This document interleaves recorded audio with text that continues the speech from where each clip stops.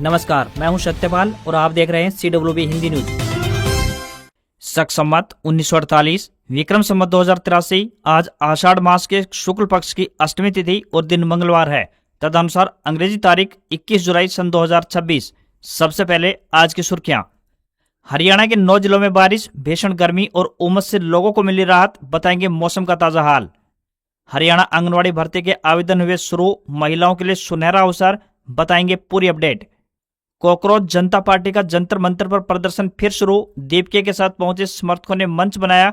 6 घंटे पहले पुलिस ने हटाया था। दिल्ली कूच से पहले BKU अध्यक्ष चढ़ोनी डिटेन किए। किसान संगठन भारत अमेरिका प्रस्तावित ट्रेड डील का कर रहे हैं विरोध। सोनीपत में किसानों ने रोहतक पानीपत हाईवे जाम किया तो हांसी टोल पर भी प्रदर्शन, चढ़ोनी की गिरफ्तारी पर भड़के लोग।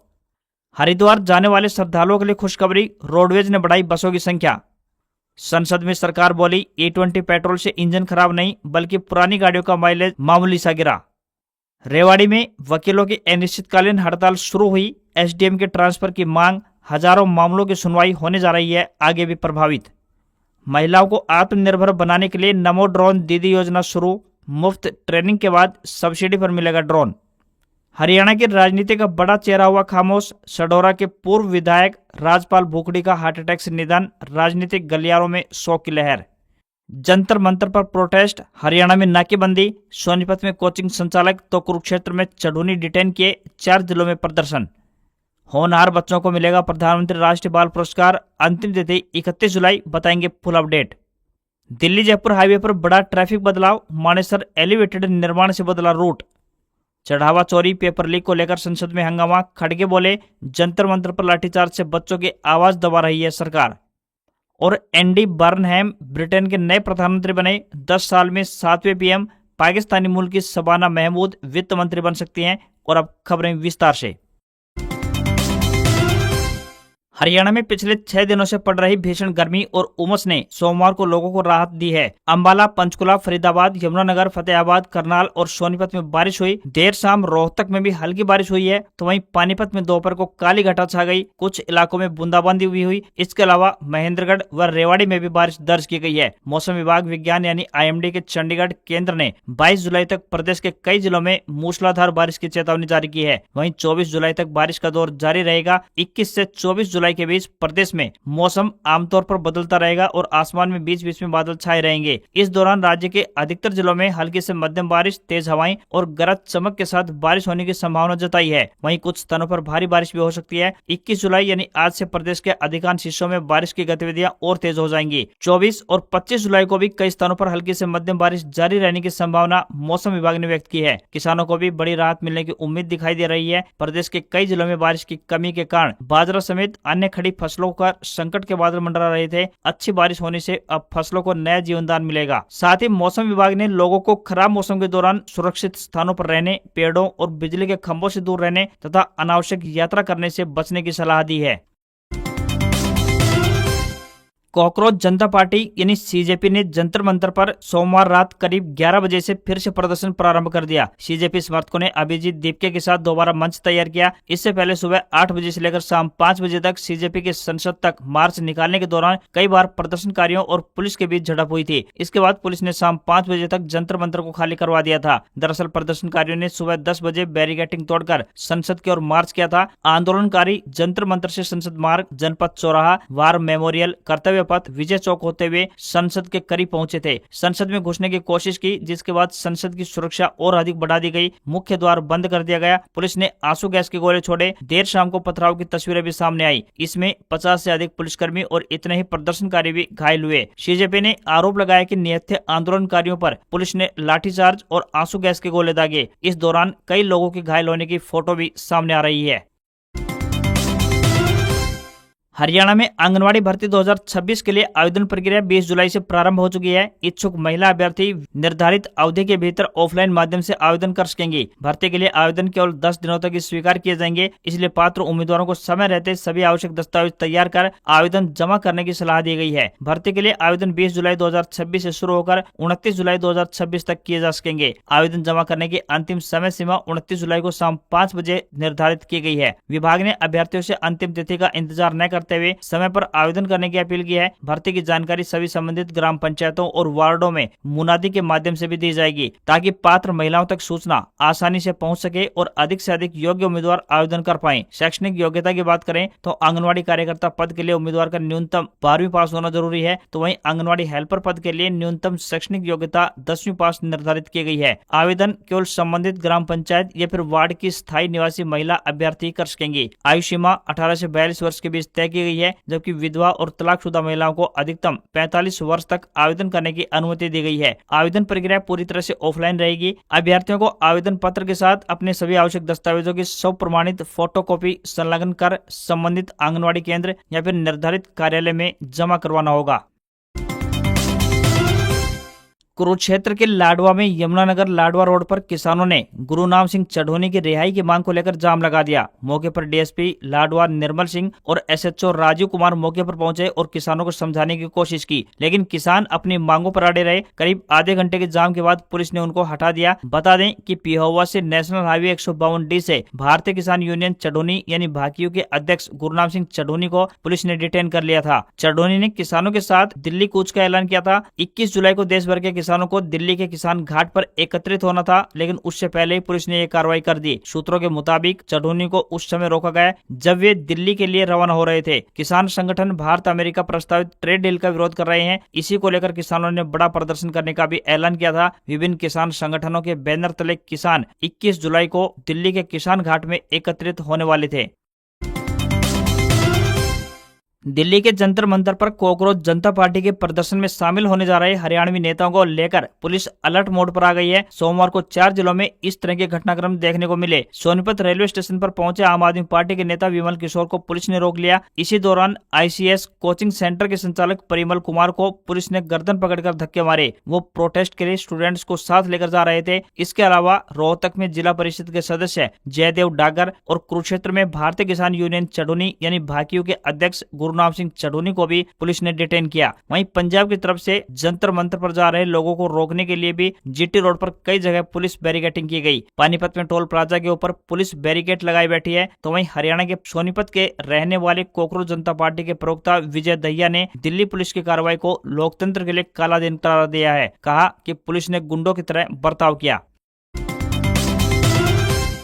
JP नड्डा और कॉकरोच जनता पार्टी के डेलीगेशन के बीच बातचीत हुई है। CJP प्रतिनिधिमंडल ने केंद्रीय स्वास्थ्य मंत्री JP नड्डा से मुलाकात कर 3 मांगे रखी। पहली, सोनम वांगचुक को तत्काल रिहा किया जाए। दूसरी, शिक्षा मंत्री धर्मेंद्र प्रधान इस्तीफा दें या फिर उन्हें हटाया जाए। तीसरी, कथित तौर पर जान गंवाने वाले 20 से ज्यादा नीट अभ्यर्थियों के परिवारों को 1-1 करोड़ रुपए का मुआवजा दिया जाए। धर्मेंद्र प्रधान और अमित शाह के बीच लंबी बैठक हुई है, लेकिन बातचीत का विषय क्या था इसकी जानकारी सामने नहीं आई। वहीं सोनम वांगचुक ने अनशन तोड़ने से इनकार कर दिया। कहा, शांतिपूर्ण प्रदर्शन के दौरान पुलिस ने बर्बरतापूर्ण कार्रवाई की है। वहीं दिल्ली हाईकोर्ट ने सोनम की पत्नी गीतांजलि अंगमो की याचिका पर सुनवाई की। वांगचुक की हेल्थ रिपोर्ट मांगी है। वहीं 21 जुलाई यानी आज फिर से सुनवाई होगी। जंतर मंतर पर प्रदर्शन और संसद मार्च के बाद दिल्ली पुलिस ने राजधानी की सीमाओं पर सुरक्षा बढ़ा दी है। सिंगू, टिकरी, ओचंदी, धासा, कापसेड़ा, नजफगढ़ समेत कई बॉर्डर इलाकों में अतिरिक्त पुलिस बल तैनात कर बड़े स्तर पर निगरानी शुरू की गई है। वहीं कॉकरोच जनता पार्टी ने प्रदर्शन शुरू करते हुए सोशल मीडिया प्लेटफॉर्म X पर लिखा, जंतर मंतर पर एक बार फिर से इस्तीफा मिलने तक मंच तैयार है, इस्तीफा दीजिए।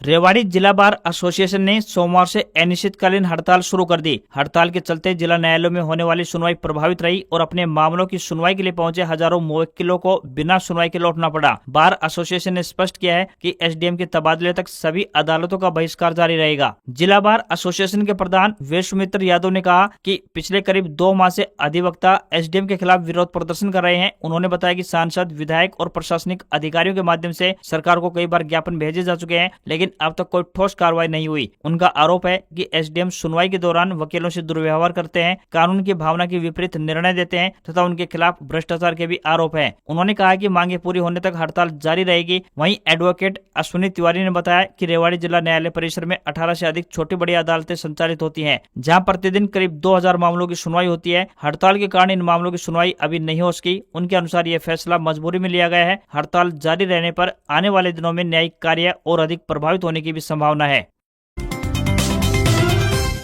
भारत सरकार ने ग्रामीण महिलाओं को आर्थिक रूप से सशक्त बनाने के उद्देश्य से नमो ड्रोन दीदी योजना शुरू की है। इस पहल के तहत महिला एवं सहायता समूहों को कृषि कार्यों जैसे कीटनाशक और उर्वरक छिड़काव के लिए सब्सिडी पर ड्रोन उपलब्ध करवाए जाते हैं। साथ ही उन्हें ड्रोन उड़ाने का प्रशिक्षण भी दिया जाता है। योजना का मुख्य उद्देश्य ग्रामीण महिलाओं को कृषि तकनीक में प्रशिक्षित कर स्वरोजगार और अतिरिक्त आय के अवसर प्रदान करना है। इसके तहत महिलाओं को कृषि विज्ञान केंद्रों के माध्यम से निःशुल्क यानी फ्री में प्रशिक्षण दिया जाता है और पायलट प्रमाण पत्र भी प्रदान किया जाता है। ड्रोन की कुल लागत पर 80% तक की सब्सिडी मिलती है। प्रशिक्षित महिलाएं किसानों को किराए पर ड्रोन सेवाएं उपलब्ध करवाकर प्रतिवर्ष लगभग 1 लाख रुपए तक की अतिरिक्त कमाई कर सकती हैं। ड्रोन के उपयोग से खेती में कीटनाशकों की बचत होती है, समय की कमी भी दूर होती है और किसानों की लागत में भी कमी आती है। सरकार ने पलवल जिले में खरीफ की फसलों में ड्रोन से कीटनाशकों का छिड़काव करने के लिए 5000 एकड़ का लक्ष्य निर्धारित किया है। यह लक्ष्य नमो ड्रोन दीदी योजना के तहत पूरा किया जाएगा।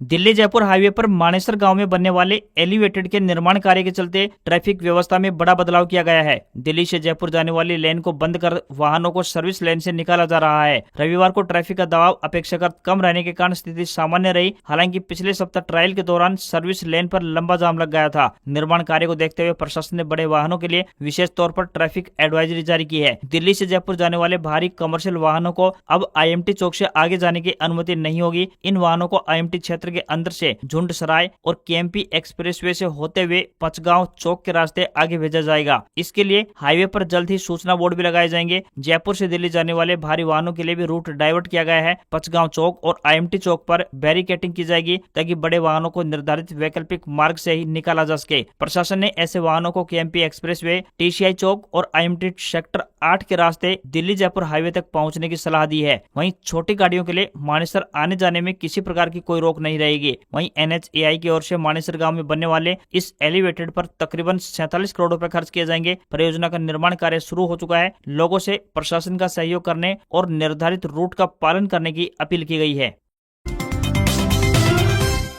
नई पीढ़ी की प्रतिभाओं को राष्ट्रीय स्तर पर पहचान दिलाने के उद्देश्य से केंद्र सरकार के महिला एवं बाल विकास मंत्रालय ने प्रधानमंत्री राष्ट्रीय बाल पुरस्कार 2026 के लिए ऑनलाइन माध्यम से आवेदन और नामांकन प्रक्रिया शुरू कर दी है। इस पुरस्कार के तहत उन बच्चों को सम्मानित किया जाएगा जिन्होंने अपनी असाधारण प्रतिभा और उपलब्धियों से समाज तथा देश का नाम रोशन किया है। यदि किसी बच्चे ने किसी भी क्षेत्र में विशेष उपलब्धि हासिल की है तो उसे इस प्रतिष्ठित सम्मान के लिए नामांकित किया जा सकता है। प्रधानमंत्री राष्ट्रीय बाल पुरस्कार बच्चों के लिए देश का सर्वोच्च नागरिक सम्मान भी माना जाता है। अभिभावकों, शिक्षकों और सामाजिक संस्थाओं से अधिक योग्य बच्चों का नामांकन कराने की भी अपील की गई है। इस वर्ष पुरस्कार 6 प्रमुख श्रेणियों में प्रदान किया जाएगा। इनमें वीरता, खेलकूद, सामाजिक सेवा, विज्ञान एवं प्रौद्योगिकी, पर्यावरण तथा कला एवं संस्कृति शामिल है। यदि किसी बच्चे ने विज्ञान, रोबोटिक्स, सूचना प्रौद्योगिकी, पर्यावरण संरक्षण तकनीक या किसी अन्य वैज्ञानिक क्षेत्र में कोई नया मॉडल, पेटेंट या फिर नवाचार विकसित किया है तो उसे इस पुरस्कार के लिए अवश्य आवेदन करना चाहिए। प्रधानमंत्री राष्ट्रीय बाल पुरस्कार 2026 के लिए ऑनलाइन आवेदन और नामांकन की अंतिम तिथि 31 जुलाई 2026 तय की गई है। इच्छुक अभ्यर्थी या उनके अभिभावक आधिकारिक वेबसाइट awards.gov.in पर जाकर ऑनलाइन माध्यम से आवेदन कर सकते हैं।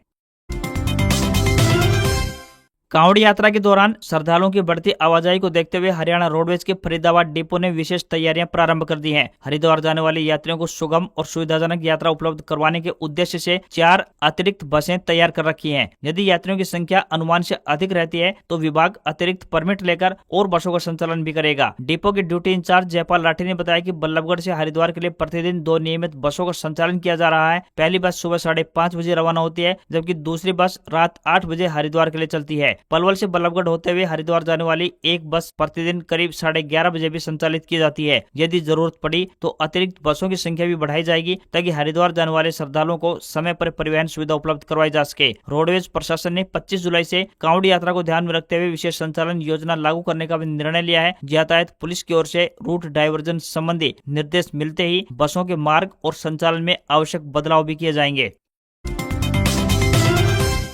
स्वास्थ्य विभाग हरियाणा जिला मलेरिया कार्यालय नारनौल द्वारा डोमेस्टिक ब्रीडिंग चेकर यानी वॉलेंटियर के पदों पर आवेदन आमंत्रित किए गए हैं। सिविल सर्जन कार्यालय नारनौल द्वारा जिला मलेरिया कार्यालय में 6 माह के लिए डोमेस्टिक ब्रीडिंग चेकर यानी वॉलेंटियर के पदों पर आवेदन आमंत्रित किए हैं। इसके लिए उम्मीदवार का न्यूनतम 5वीं कक्षा पास होना जरूरी है। Aadhaar card, PAN card, bank passbook, शैक्षणिक प्रमाण पत्र व 2 पासपोर्ट फोटो संलग्न करनी होंगी। आवेदन 22/7/2026 को शाम 4 बजे तक जिला मलेरिया कार्यालय, द्वितीय तल, जिला जिला नागरिक अस्पताल नारनूल में जमा करवाने होंगे। उम्मीदवारों से विनम्र निवेदन है कि भर्ती के लिए आवेदन करने से पहले आधिकारिक विज्ञापन जरूर देख लें। सैलरी 586 रुपए पर डे मिलेगी। देश में 20% एथेनॉल मिला पेट्रोल यानी कि E20 फ्यूल से गाड़ियों के इंजन खराब होने या फिर उनके अचानक बंद होने की कोई पुख्ता रिपोर्ट नहीं आई है। सरकार ने 20 जुलाई को राज्यसभा यानी संसद में एक सवाल के लिखित जवाब में यह जानकारी दी है। पेट्रोलियम और प्राकृतिक गैस राज्य मंत्री सुरेश गोपी ने बताया कि देश भर में चल रहे 23 करोड़ से अधिक गाड़ियों के चलाने के अनुभवों और कई वैज्ञानिक अध्ययनों के आधार पर निष्कर्ष निकाला गया है। सरकार ने स्पष्ट किया है कि E20 फ्यूल से इंजन को नुकसान पहुंचने का कोई प्रमाण अभी तक नहीं मिला है। राज्यसभा में मंत्री सुरेश गोपी ने कहा कि देश में 20 करोड़ से अधिक टू व्हीलर्स और 3 करोड़ से अधिक पेट्रोल कारें वर्तमान में एथेनॉल मिश्रित ईंधन यानी कि E20 पर चल रही हैं। इन सभी गाड़ियों के डेटा और सर्विस रिकॉर्ड देखने के बाद भी एथेनॉल ब्लेंडिंग के कारण इंजन फेल होने या फिर किसी बड़े व्हीकल ब्रेकडाउन की कोई पुख्ता पुष्टि अभी तक नहीं हुई। सरकार ने सदन में बताया कि देश को E20 फ्यूल की तरफ ले जाने का फैसला अचानक से नहीं हुआ है। यह पूरी तरह से चरणबद्ध और वैज्ञानिक साक्ष्यों पर आधारित रहा है। फ्यूल एफिशिएंसी यानी कि माइलेज के सवाल पर सरकार ने साफ किया कि किसी भी गाड़ी का माइलेज ड्राइविंग कंडीशन, ड्राइवर की आदतों और गाड़ी के मेंटेनेंस पर निर्भर करता है। हालांकि सरकार ने स्वीकार किया है कि E10 यानी कि 10% इथेनॉल के लिए डिजाइन की गई कुछ पुरानी गाड़ियों में अवश्य माइलेज में तकरीबन 3 से लेकर 5% तक की मामूली कमी आ सकती है।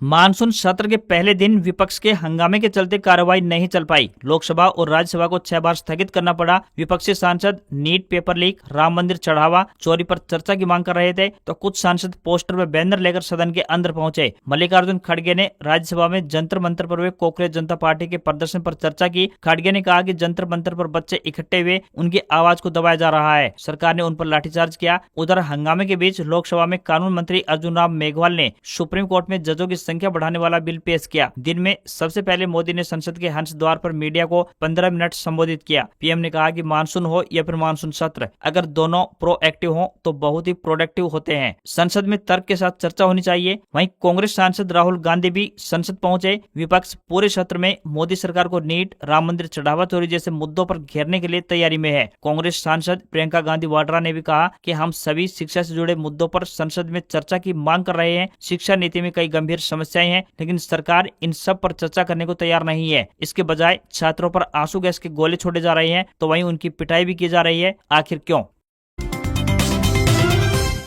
भारतीय शेयर बाजार में गिरावट देखने को मिली। सेंसेक्स 443 अंक की गिरावट के साथ 73,709 के लेवल पर बंद हुआ तो निफ्टी में भी 96 अंकों की गिरावट रही और ये 24,239 पर पहुंच गया। कारोबार में प्राइवेट बैंक, ऑटो और IT शेयरों में अधिक बिकवाली देखने को मिली तो वहीं सरकारी बैंक और फार्मा शेयर्स में अधिक खरीदारी रही। ब्रेंट क्रूड की कीमतें $90 प्रति बैरल के ऊपर पहुंच गई है। इससे भारत के इम्पोर्ट बिल और महंगाई बढ़ने की चिंता बढ़ गई है। सोने चांदी की कीमतों में बढ़त रही तो वहीं India Boolean and jewellers association के मुताबिक 1 किलोग्राम चांदी 4,101 रुपए बढ़कर 2,20,000 रुपए पर पहुंच गई है। वहीं 10 ग्राम 24 कैरेट सोना 1,095 रुपए चढ़कर 1,42,000 रुपए पर पहुंच गया है। इसके अलावा 22 कैरेट सोने का दाम 1,30,305 रुपए प्रति 10 ग्राम के स्तर पर बंद हुआ। इसके अलावा $1 का रेट 96 रुपए 49 पैसे के स्तर पर पहुंच गया है। आज खबरों में बस इतना ही। देखते रहिए आपका अपना हरियाणा का सबसे बेहतरीन news channel CWB Hindi news. नमस्कार। इसी आशा के साथ आपका दिन शुभ रहे।